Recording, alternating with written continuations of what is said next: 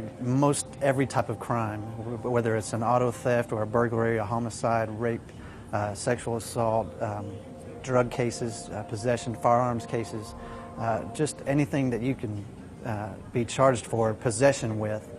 We work for fingerprints. We try to develop fingerprints on those items. The Latent Evidence Unit does respond to crime scenes. We are called upon by our agents and other local law enforcement agencies to go to the scene to assess the possibility of collecting items.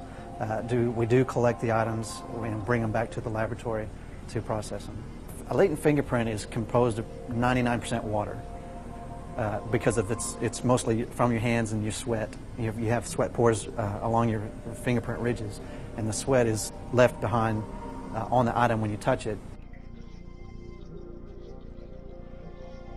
Black powder and using a fingerprint brush is probably the most commonly used development technique to develop fingerprints. It's probably the most oldest that has been used for the many years.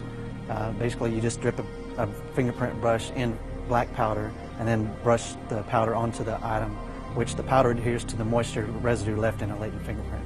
The superglue, what it is you heat up superglue, and once it starts, it'll start fuming once it reaches a certain temperature, and those fumes adhere to moisture residue left on a latent print. Guns, plastic bottles, drug baggies, different, metal cans, anything, anything that's smooth or non-porous. This is a chemical called DFO. It reacts with the amino acids that are present in your sweat, and it's mostly used for developing fingerprints on paper items. It will develop a little bit of blood. It does react with the proteins in blood.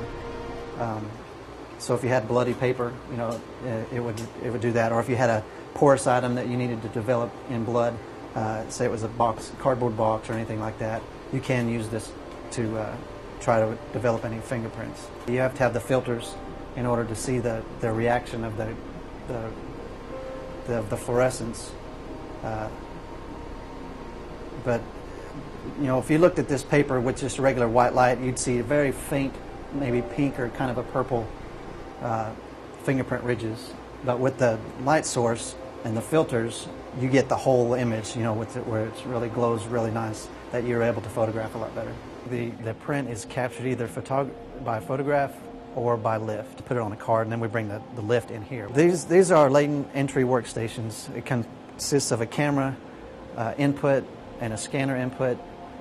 We take our fingerprint that we've developed, we put it under the camera captures the image from on the screen, and then we encode the print for APHIS to search it. And it uses the algorithms and different things, computer mathematics and all that stuff to come up with a close match. And we have to visually examine each respondent to determine whether it's an identification or not. The OSBI is the state repository for all fingerprint records, whether that be a criminal record or an applicant record. There's over 1.5 million cards in the system, so that's 10.5 million fingerprints. Every person that commits a crime, whether it's DUI or possession of marijuana or anything like that, should be fingerprinted, and a copy should come to us, and a copy goes to the federal FBI.